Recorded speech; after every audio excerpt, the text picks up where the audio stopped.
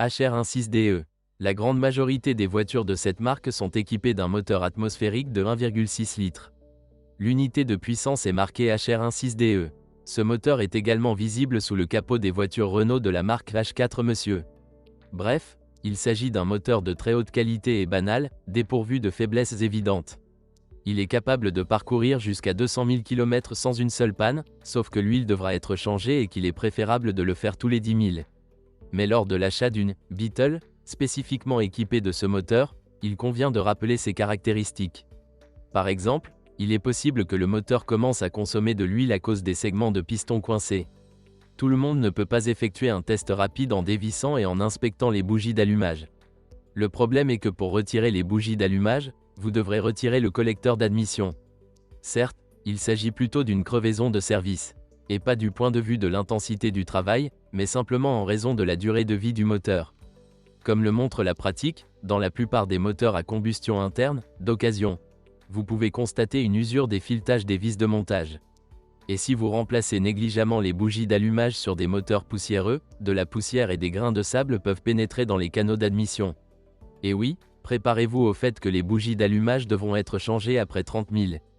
De plus, à mesure que le moteur vieillit, de plus en plus de questions se posent concernant le conduit d'admission. Ah oui, n'oubliez pas que ce moteur n'a pas de compensateurs hydrauliques. Ainsi, un contrôlé, si nécessaire, un ajustement des jeux thermiques devront être effectués tous les 100 000. Cette procédure est très fastidieuse et compliquée. Après tout, si les jeux thermiques ne correspondent pas à la valeur nominale, vous devrez alors relever les arbres à cames et installer des poussoirs de taille appropriée. Bref, lorsque l'on conduit une coccinelle équipée d'un moteur 1.6 atmosphérique, nous recommandons fortement de surveiller le niveau d'huile, surtout s'il baisse souvent. Changez les bougies d'allumage uniquement dans des stations-service spécialisées ou auprès d'un technicien très expérimenté. De plus, la pratique montre que lors de la conduite sur autoroute en cas de forte gelée, le moteur perd de la traction et peut caler.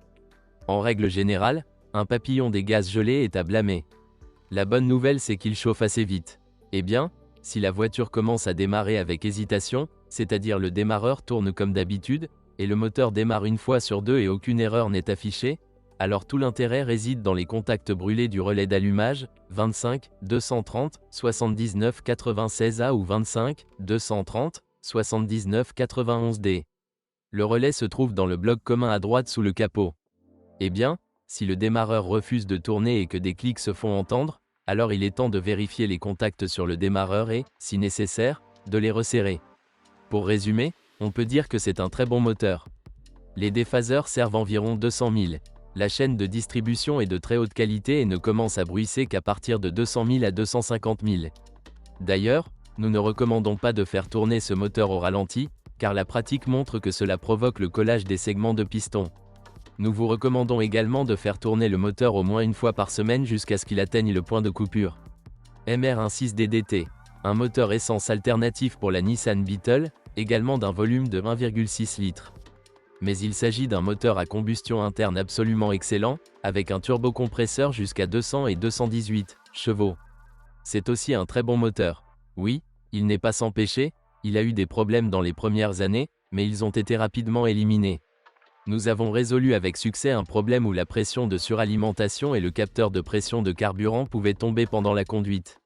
Mais l'apparition d'une chaîne de distribution normale a pris beaucoup de temps. Dans les premières versions du moteur, la chaîne s'étirait déjà à 50 000, et parfois même plus tôt. Certes, une chaîne moderne vit rarement plus de 100 000 personnes. Le moteur turbo à injection directe MR16DDT, qui a pris vie, a fonctionné longtemps sans aucun problème. Son groupe cylindre-piston est bien meilleur que celui du moteur précédent, vous pouvez donc oublier la consommation d'huile. Mais ce moteur à combustion interne devra également ajuster manuellement les jeux thermiques tous les 100 000. Un autre problème dont vous vous souviendrez est qu'en cas de forte gelée, la ventilation du carter gèle, c'est pourquoi l'huile commencera à s'échapper par le tube de la jauge. Ainsi, en cas de forte gelée, nous déconseillons les courts trajets. HR2DDT. En 2014, ils ont commencé à installer sur la voiture un moteur turbo 1.2 HR2DDT, sous le capot de Renault, il est étiqueté H5FT, associé à une boîte manuelle à 6 vitesses. Mais sur notre marché, cette option est extrêmement rare. Le moteur n'est pas mauvais non plus, mais il a parfois des problèmes de consommation de lubrifiant. Et oui, nous avons déjà testé sa version 0,9 litres. K9K. Parfois, sur le marché, vous pouvez voir une Nissan Beetle avec un turbodiesel de 109 chevaux. Volume 1,5 DCI. Un très bon moteur. Avant de commencer à mettre ce diesel sous le capot du Juke, les problèmes d'usure des coussinets de bielle ont été éliminés.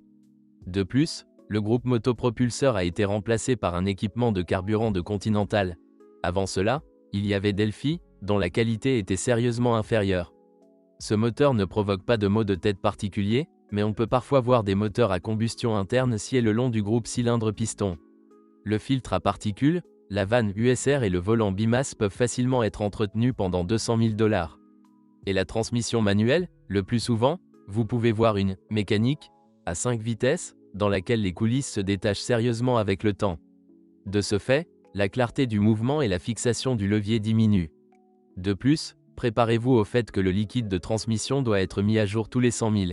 Cela aura un effet positif sur les roulements de l'arbre d'entrée et éliminera leur bourdonnement, le cas échéant.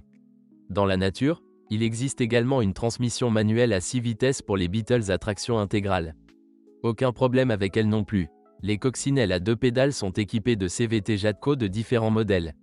La version à traction avant, qui est peut-être la plus courante, est équipée d'une transmission à variation continue JF015. Mais à la base, il s'agit d'un variateur étagé. Pour élargir la gamme de transmission, elle était équipée d'un réducteur planétaire à 2 vitesses. Il existe également des poulies coniques classiques pour une CVT et une courroie de poussée en acier spécial. Du point de vue du conducteur, le variateur fonctionne en continu. Mais oui, il convient d'ajouter tout de suite que cette CVT peut difficilement être qualifiée de réussie. Les roulements de l'arbre d'entrée n'aiment pas vraiment conduire avec une pression agressive sur la pédale d'accélérateur et commenceront rapidement à bourdonner à cause d'un tel traitement. Si vous ignorez ce bourdonnement, le jeu entraînera une usure rapide des poulies et de la courroie. Des rayures peuvent apparaître sur les poulies, la raison principale étant le glissement et l'accélération rapide sur un variateur non chauffé. Pour résumer, on peut dire que le JF015 n'aime pas les conducteurs agressifs et préfère remplacer le lubrifiant après 40 000.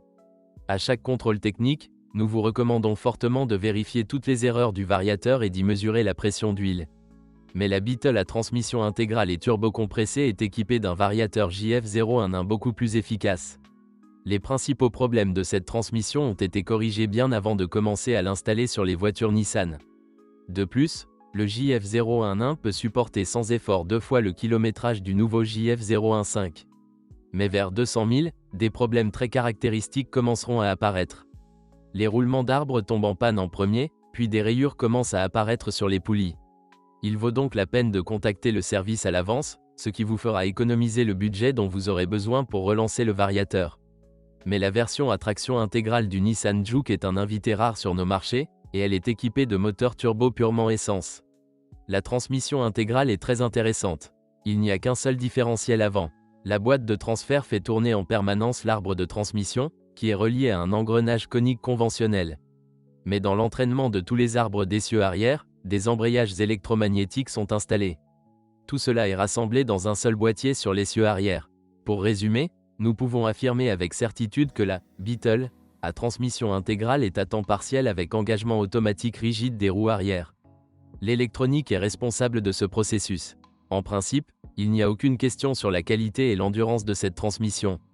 La seule exception est qu'elle n'aime pas la conduite tout-terrain dans la boue, car du sable et de l'humidité peuvent pénétrer dans la boîte de vitesse arrière. Mais l'intérieur nous a un peu déçus. Tout d'abord, des problèmes surviennent avec le câble du volant. Très souvent, il se déroule de manière dégoûtante, se met à bruisser lors du déplacement du volant, puis s'arrête brusquement. Cela sera suivi de la désactivation de tous les boutons du volant, même du klaxon. Le câble coûte très cher, il est très probablement impossible de restaurer l'ancien, très rarement, mais les artisans parviennent à le souder. De plus, un nombre considérable de propriétaires de Beetle ont connu une panne du moteur du ventilateur du poêle. Le collecteur s'use rapidement, il devra donc être remplacé et la pièce de rechange d'origine coûte environ 160 $. Cependant, il existe suffisamment de substituts de haute qualité pour un montant beaucoup plus modeste. Les propriétaires de Juke équipés de la climatisation se plaignent souvent de problèmes de commutation du débit d'air. Cela se produit généralement en raison d'une défaillance des servos des amortisseurs, où leur boîtier peut se déformer sous l'influence de l'air chaud. Il s'agit d'un problème très coûteux, car les tiges et leviers d'amortisseurs, ainsi que le bloc lui-même, coûtent très cher. Au cours des premières années de production, de nombreux propriétaires se sont également plaints de la radio, qui pouvait refuser de lire les disques, cesser de capter les ondes radio et parfois même refuser de s'allumer. Les radios étaient couvertes par la garantie de remplacement, mais sur les voitures équipées d'un bouton de démarrage du moteur, le bouton devait être remplacé sous garantie, il était bien coincé. Mais tous ces problèmes ont été résolus avec succès lors du restylage intervenu en 2014. Lorsque vous inspectez la coccinelle sur l'ascenseur, portez tout d'abord votre attention sur quelques endroits infructueux.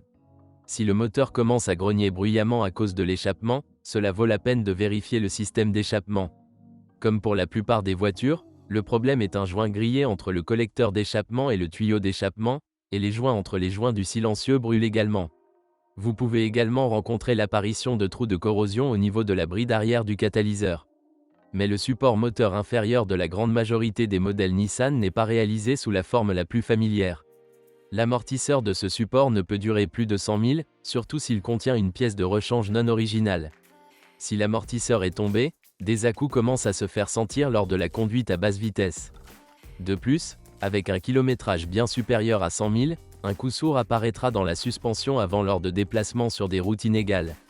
Le plus souvent, le problème est l'usure des bacs des silent blocks du berceau avant. Malheureusement, la société Nissan n'a pas produit de blocs silencieux séparément, donc si vous souhaitez installer la pièce de rechange d'origine, vous devrez acheter un faux châssis, qui coûte environ 1000 $. Heureusement, il est assez facile de trouver sur le marché des bacs de silent block non original de haute qualité, qui coûtent plusieurs fois moins cher. D'ailleurs, nous vous déconseillons de retarder le remplacement. Sinon, un coût notable apparaîtra dans la colonne de direction. Le cardan de direction d'une Nissan n'est initialement pas le plus durable, et un faux châssis qui saute sur des surfaces inégales n'augmentera évidemment pas sa durée de vie.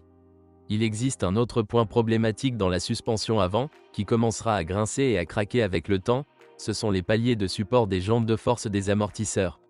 La Beetle a une suspension en acier. Il est facile de trouver des bras de commande avant en vente pour 150 $, qui durent environ 130 à 150 000 $.